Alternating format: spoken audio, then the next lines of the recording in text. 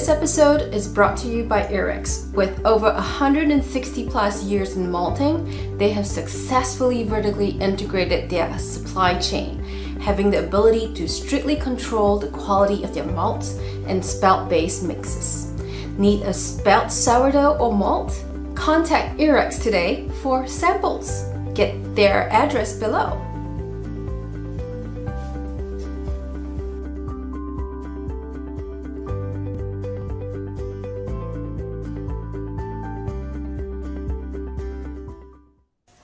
Hi bakers, what's up with Spelt? How many times have you heard about this grain and how tough it is procuring it? Or if you're like me, my experience in commercializing Spelt on bread lines have been really challenging.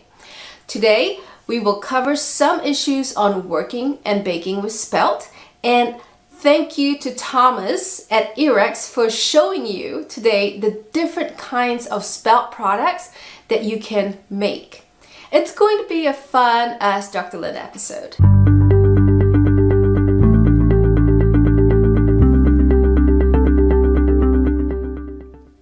This seems to be a common remark by Spelt lovers. Unfortunately, Spelt is not gluten-free. Therefore, if you are gluten intolerant or if you suffer from celiac disease, you still have to keep away from Spelt. Spelt is an ancient crop that was cultivated mainly in Germany and Poland back around 1700 BC. Currently, it is grown in limited quantities in Eastern and Central Europe, Canada, and the US. As Spelt contains gluten proteins, it has some bread baking qualities, but they are different. Although the reason why you digest Spelt differently is not because of these gluten proteins, it's because of the lower fructans found in Spelt.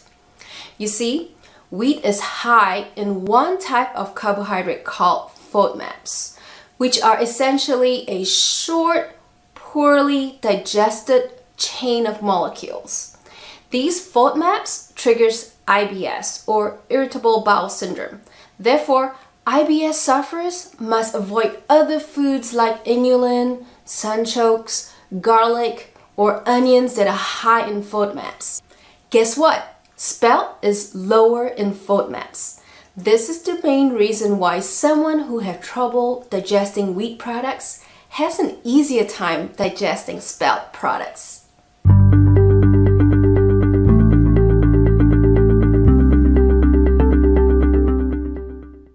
Being a cousin of the wheat grain, there are other differences. Here's Matthias Kloffel, a Spelt farmer, who would be better at explaining these differences.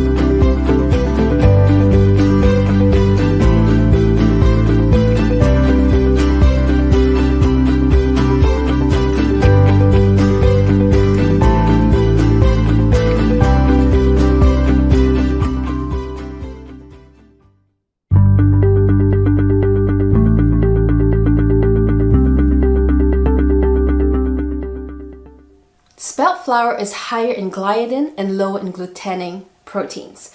What does this mean? More gliadin proteins mean that it glides more and therefore is less bulky or less elastic. Once you get your process attuned to these properties, it shouldn't be difficult to process. However, I believe that this is not the issue with your spelt flour problem. I believe the real issue most bakers experience is the type of spelt flour that you procure and the inconsistencies in its quality.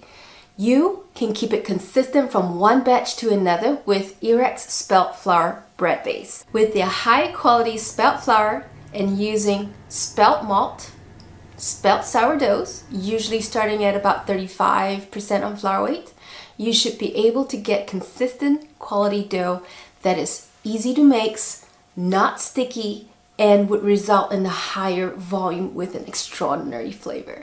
Now, to get a sample of their spelt flour, go here to this website. In addition, when you use it at 35%, you can have the versatility of using with other types of flour like whole wheat or kamut and still give it a spelt name.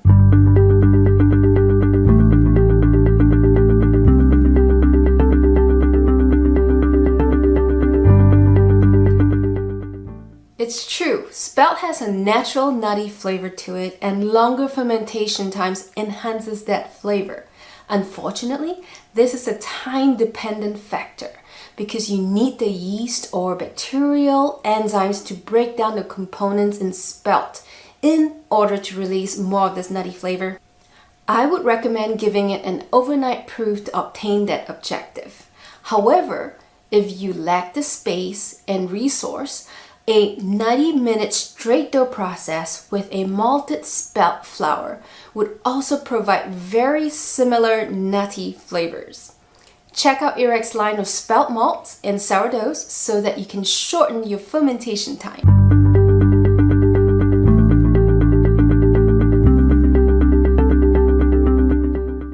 You don't have to just stick to boring white spelt bread, You can try other inclusions like lentils or white chocolate chip. In this video, you can see how consistent it is and how pretty the inclusions look in the spelt lentil loaf. It bakes up great as well as results in a visually appealing loaf.